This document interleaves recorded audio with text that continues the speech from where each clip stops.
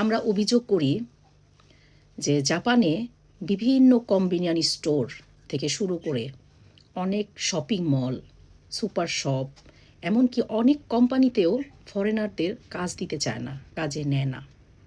এটার অনেক কারণ আছে। একটা কারণের কথা বলি।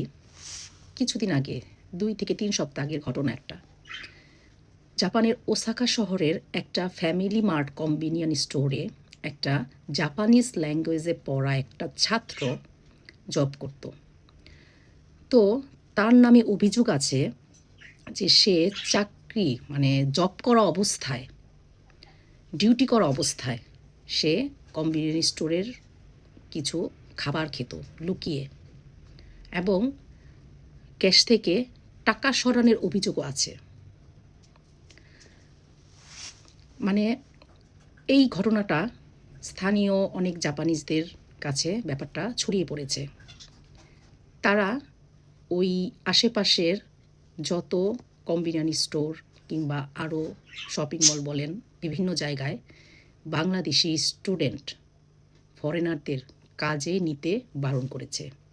এমনকি আশেপাশের অনেক জাপানিজ ল্যাঙ্গুয়েজ স্কুলেও বাংলাদেশি স্টুডেন্ট আনা নিষিদ্ধ করে দিয়েছে।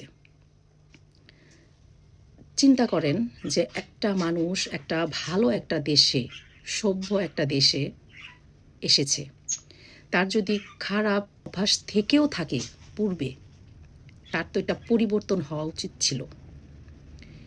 আমাদের অনেকেরই আছে যে মানুষ নেই, কেউ আমাকে দেখছে না, যাক একটা কিছু করে ফেলি, দেখবে না কেউ। কিন্তু একটা উন্নত দেশে প্রত্যেকটা জায়গায় সিসি ক্যামেরা আছে। আপনি একদিন একটা অন্যায় করলে ছাড় পেয়ে যাবেন, দ্বিতীয়বার অন্যায় করলে সেটাও ছাড় পাবেন, কিন্তু পর একটা জিনিস ঘটনা ঘটতেই থাকলে অবশ্যই সেটা চোখে পড়বে, সেটা ধরা পড়বেই। একদিন না একদিন হোক ধরা পড়বেই। এইরকম একটা ঘটনা না, এইরকম এর আগেও আরও অনেক ঘটনা ঘটে গেছে জাপানে। বাংলাদেশি বলেন, অন্য দেশি বলেন, ফরেনাররা জাপানে কেন অবহেলিত হয়, কেন তাদের খারাপ দৃষ্টিতে দেখা হয়, কেন সরকার এত কড়াকড়ি হচ্ছে ফরেনারদের জন্য? শুধুমাত্র এই দুর্নীতির কারণে। আমরা বাংলাদেশেও যেমন দুর্নীতি করে এসেছি, একটা ভালো একটা দেশে আসার পরে সেখানেও দুর্নীতিটা চালিয়ে যাচ্ছি। আমরা মনে করি না যে এটা তো দুর্নীতি করার দেশ না, এটা জায়গা না, এখানে আপনাকে ধরা পড়তেই হবে। এই যে যেই ভাইটার জন্য আসলেও কষ্ট লাগার মতো কথা। সে বাংলাদেশ থেকে এসেছে, স্বাভাবিক, অনেক টাকা পয়সা খরচ করে এখানে এসেছে। আর বাবা মা কত আশা, কত ভরসা, কত স্বপ্ন দিয়ে জাপানে পাঠিয়েছে একটা ভালো ভবিষ্যৎ গড়ার জন্য। কত স্বপ্ন, কত আশা নিয়ে বসে আছে তারা। সে যে এই সামান্য কয়টা টাকার জন্য একটা জিনিস, একটা খাবারের দাম কত হবে, তো সে এই ছোটোখাটো ব্যাপারগুলা যে অন্যায়গুলা করা হয়, এর জন্য যে কত বড় ভর্তুকি দিতে হয়, শুধু তার নিজের না, পুরো দেশটার। তার এই কারণে পুরো বাংলাদেশিদের বদনাম হয়।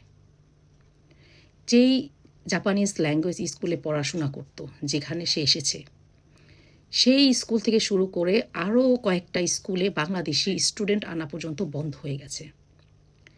তাহলে তার কারণে আরও কতগুলা স্টুডেন্টের জীবন নষ্ট হলো। ওইখান থেকে আর ভিসা উঠবে না, অন্য জায়গায় জমা দিতে হবে। তাহলে সে নিজের জীবনটাও নষ্ট করলো, নিজের ভবিষ্যৎটা নষ্ট করলো, নিজের ভিসাটাও নষ্ট করলো, সাথে আরও কতগুলা মানুষের জীবনটা নষ্ট করলো, দেশের বদনাম করলো। আসলে আমাদের পরিবর্তন নিজেদের হতে হবে।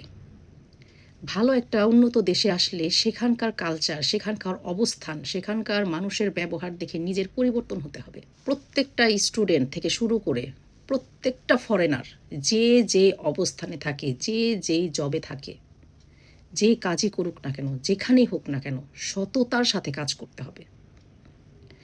নিজের অবস্থান থেকে দায়িত্বশীলতার সাথে